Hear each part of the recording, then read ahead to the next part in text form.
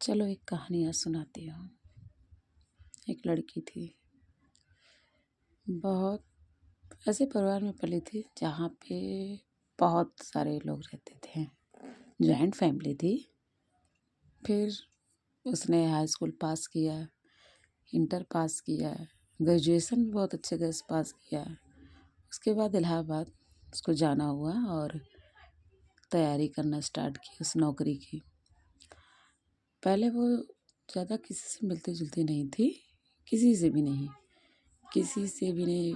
फिर उसके बाद धीरे-धीरे वो थोड़ा-सा खुलना शुरू हुई, सबसे बातें। उसके बाद एक बार उसको एग्ज़ाम उसका लखनऊ में पड़ा और उसके साथ कोई जाने वाला नहीं था।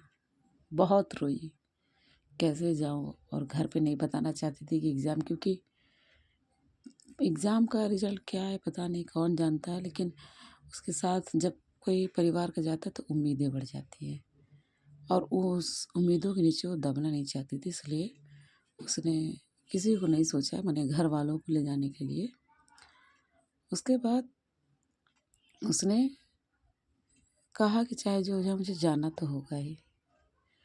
फिर वो गई और बिना ये सोचे कि वहाँ पर कैसे वापस होगी, कैसे होगी, फिर गई। शाम को एग्ज़ाम था। उसके बाद उसने बढ़िया से एग्ज़ाम दिया। एग्ज़ाम देने के बाद न जाने कैसे अचानक से उसके दिमाग में ख़्याल आया कि एक दीदी रहती, जब वो ग्रेजुएशन करती थी बनारस से, तो एक दीदी थी, उनका नाम था, याद नहीं आ रहा है, उनका नाम कुछ था। उसके बाद जो है उस दीदी का ख़्याल आया, उसे याद है कि उनका वो नंबर सेव किया है। उसने वो नंबर ढूँढा और मतलब कह सकते हैं भाग्य से वो नंबर दिख गया। कॉल लगाया उसने और सबसे आश्चर्यजनक ये बात थी कि वहाँ पर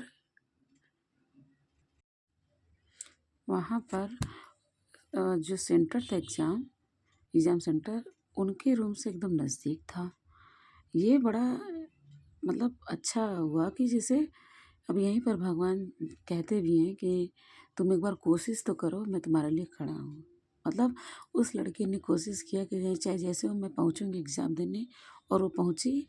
ये सोच, पहले वो टेंशन लें कि कैसे मैं वहाँ स्टे करूँ, किस तरीके से क्या करूँगी।